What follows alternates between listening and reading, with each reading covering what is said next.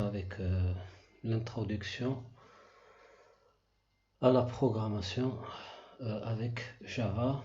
On s'est arrêté avec quelques règles qu'on a données qui sont nécessaires pour compiler et interpréter un programme Java. Maintenant, on va essayer de donner quelques instructions de base où on va essayer d'introduire la syntaxe de base du langage Java. Donc, syntaxe de base du langage Java.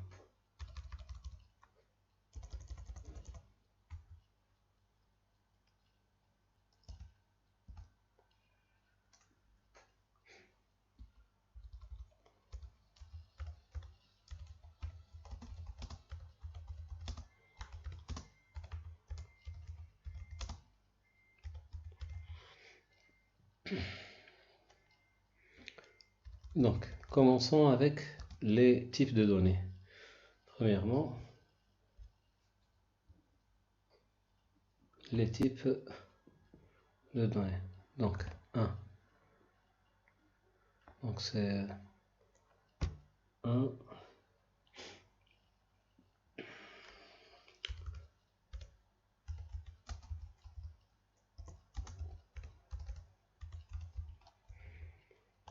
Java. Et là, c'est... donc, avant de commencer les types de données, c'est juste une règle générale dans la syntaxe. Elle est similaire au langage C. Donc Java, il est très proche du langage C. Sa syntaxe est issue du langage C. On va voir les différences tout au long du module, surtout au niveau des TP. Donc les différences, tout ce qui est différence, on les verra au niveau dans les TP.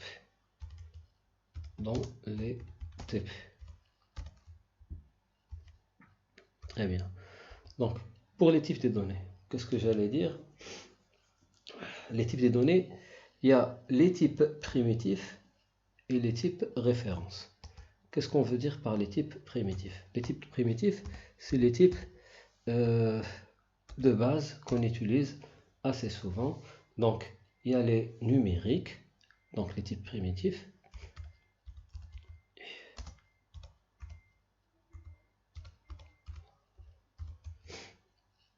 Il y a les numériques.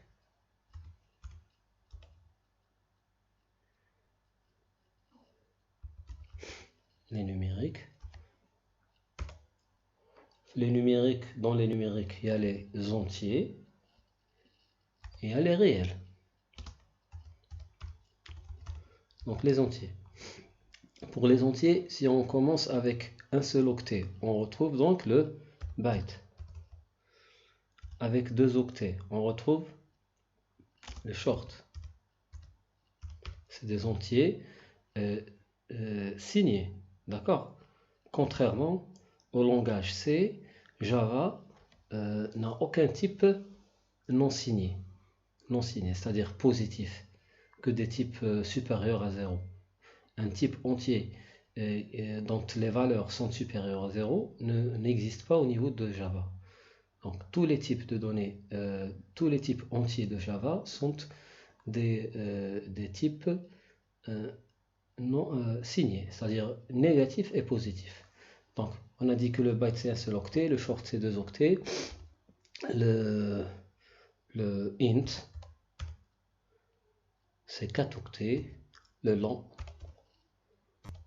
c'est 4 octets, et aussi sans oublier le char, le type char. Le type char, il est considéré comme un entier spécifique. En fait, c'est un entier strictement positif de 2 octets. Le char de Java, il est de 2 octets. Il représente Pourquoi c'est un entier positif? Parce qu'il commence de 0, à partir de 0, et il contient les codes. Les codes, ils ne respectent pas, en fait, il est compatible avec le code ASCII, mais en fait, c'est du code Unicode UTF-16. Unicode UTF-16. Donc, il est a priori par défaut, il est sur 2 octets. Donc, le type char, par défaut, il est sur 2 octets.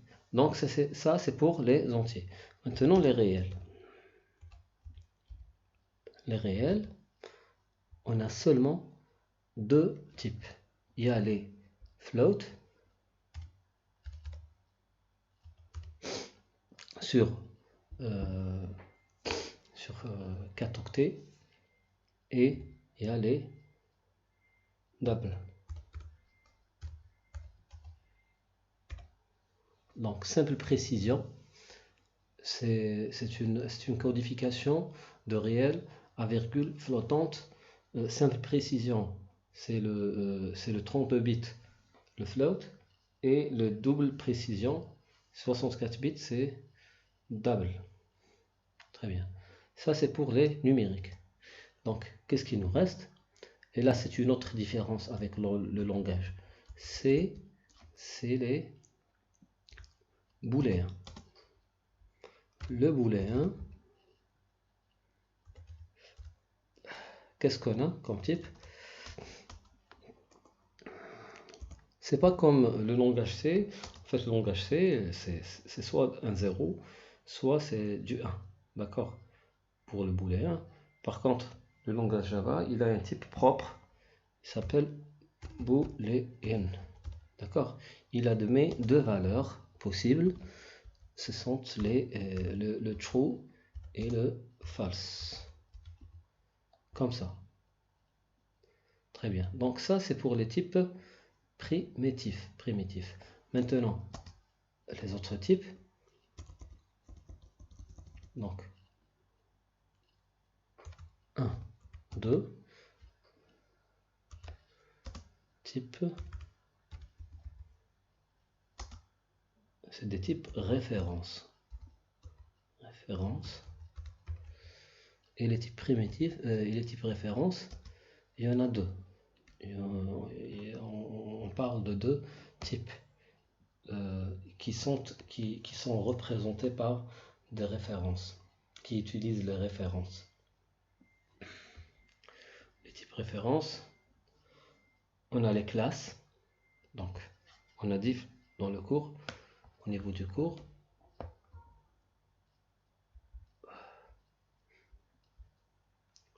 donc, au niveau du cours, on a parlé des classes, et on a dit que les classes, en fin de compte, ils sont utilisés dans le langage orienté objet pour créer de nouveaux types. Donc, les classes. Donc, dans les classes, on retrouve les classes standards,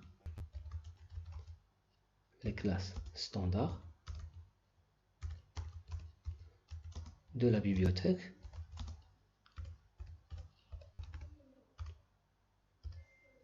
la bibliothèque Java, ou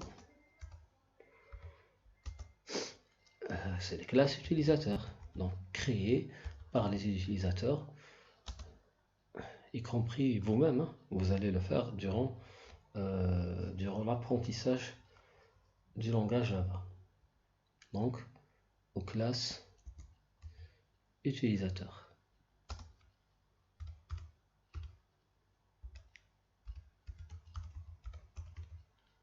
Très bien. Donc, qu'est-ce qu'il nous reste? Donc, il nous reste les tableaux. Les tableaux. Les tableaux, en fait, en réalité, c'est des... En fait, eux-mêmes, ils peuvent être représentés en tant qu'objet.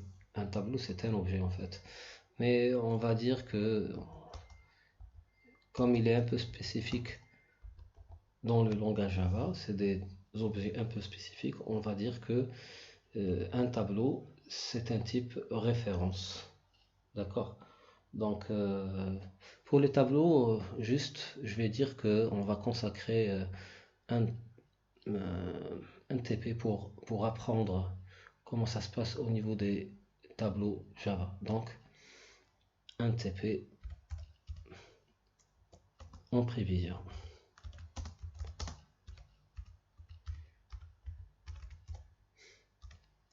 D'accord?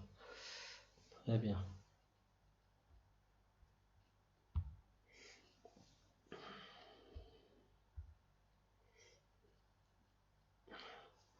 Maintenant, pour commencer notre TP, donc on va parler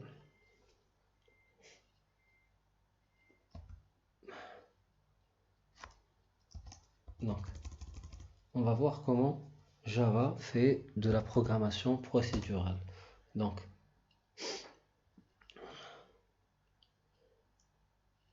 pour faire du procédural, donc pour faire du procédural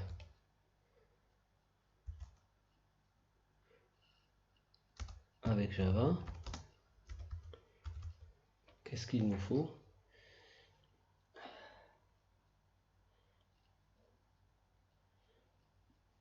Il suffit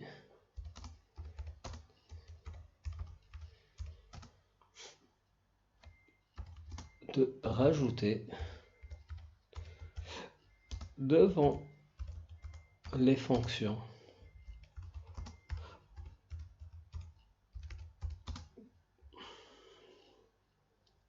utilisées, donc les fonctions utilisées, qu'est-ce qu'on rajoute? Devant ces fonctions, on rajoute le mot-clé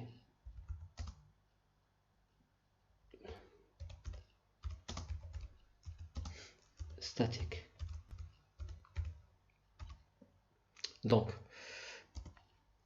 toute fonction qui est devant son en-tête, on commence par le mot-clé, cela veut dire que cette fonction n'est pas une fonction qui va être utilisée avec des objets, mais c'est une fonction qui va être utilisée comme le langage C, donc indépendante des objets, donc elle est utilisée d'une manière indépendante, donc c'est à la manière procédurale. D'accord. Donc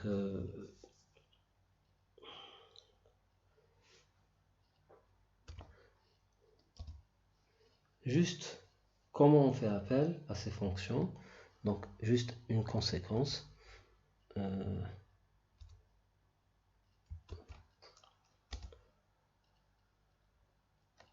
Je vais donner un exemple. Donc si par exemple là, si on suppose, si une fonction f1, dans une classe, et là je parle de classe non pas en tant que classe type, mais en tant que classe un module, c'est-à-dire un fichier qui contient au moins une classe. On a dit que quel que soit le type de programmation qu'on veut réaliser avec Java, un fichier Java contient une classe. Que vous voulez faire du procédural ou de la programmation orientée objet, il faut que votre fichier contient une classe. Cette classe, qu'elle soit un nouveau type, si vous faites de la programmation orientée objet, ou qu'elle soit juste un module, si vous voulez faire de la programmation procédurale, quel que soit le cas, il faut que notre fichier contienne une classe.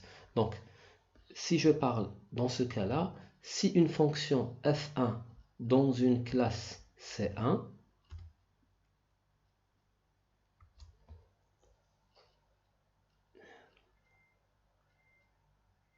appelle, si cette fonction f1 appelle, elle appelle quoi? Une fonction f2 par exemple dans une autre classe, dans une classe C2, dans ce cas-là, alors on va voir la syntaxe qu'on doit utiliser, hein.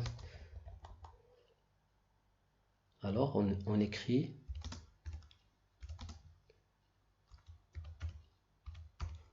quoi? Voilà la syntaxe.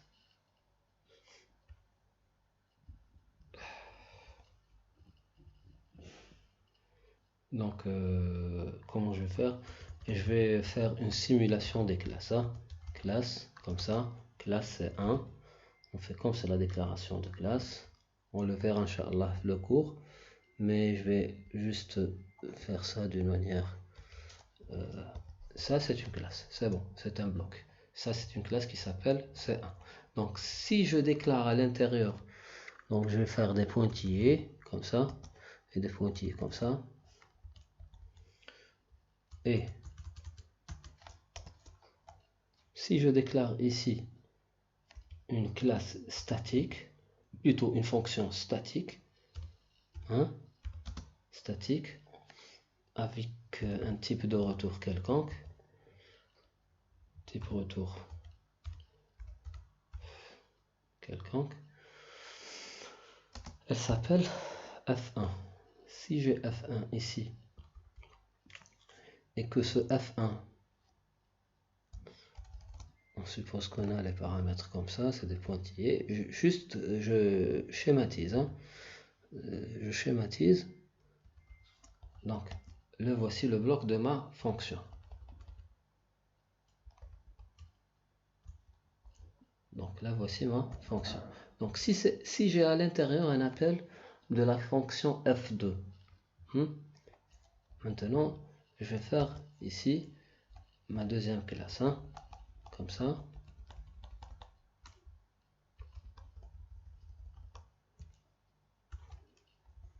Comme ça.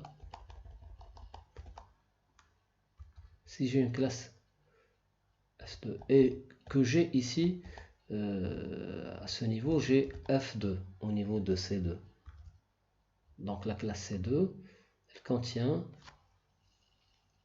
une méthode ou une fonction f2 qui est statique.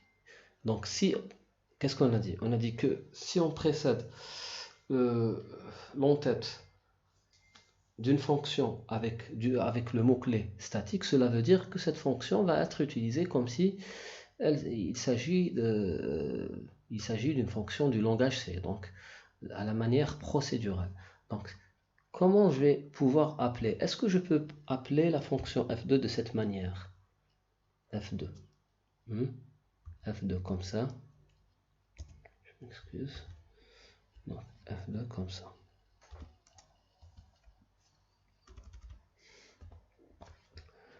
Si j'appelle ma fonction f2 de cette manière, qu'est-ce qu'il va faire? Il va essayer de chercher cette fonction à l'intérieur de la même classe où c'est déclaré f1. Donc il va la chercher à l'intérieur de C1. S'il ne la retrouve pas, il va déclencher une erreur de compilation. D'accord?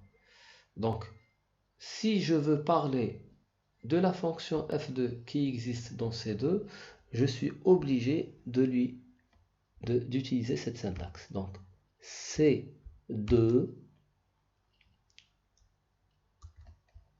point f1 comme ça. D'accord? Donc si j'avais une autre fonction comme ça, je suppose que j'ai le f3 par exemple.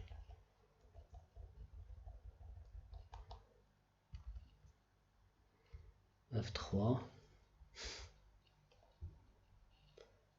qui est là. Il existe ici. cherche pas son contenu parce qu'on veut juste l'appeler, le F3. Donc, au niveau de F1, comment je vais appeler F3? Est-ce que je suis obligé de faire C1? Est-ce que je suis obligé de le faire précéder comme ça? Donc, C1 point F3. F3, comme ça.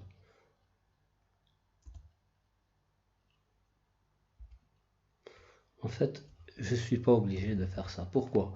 Parce que le F3, il existe dans la même classe que F1. Le F3 que j'ai appelé dans F1, il est dans la même classe. Donc, cette écriture, elle est correcte. Cette écriture, elle est correcte. Celle-là, elle est correcte. Mais elle n'est pas obligatoire. En fait, je peux faire ça. C'est correct aussi. D'accord? Donc, 20 minutes déjà dans la vidéo. Donc, je pense qu'on a fait le tour du minimum à connaître avant de commencer à programmer. Donc, la prochaine vidéo du TP0. Donc, dans cette prochaine vidéo, Inch'Allah, on va commencer à faire de la programmation. بالتوفيق إن شاء الله et à la prochaine. Salam alaikum.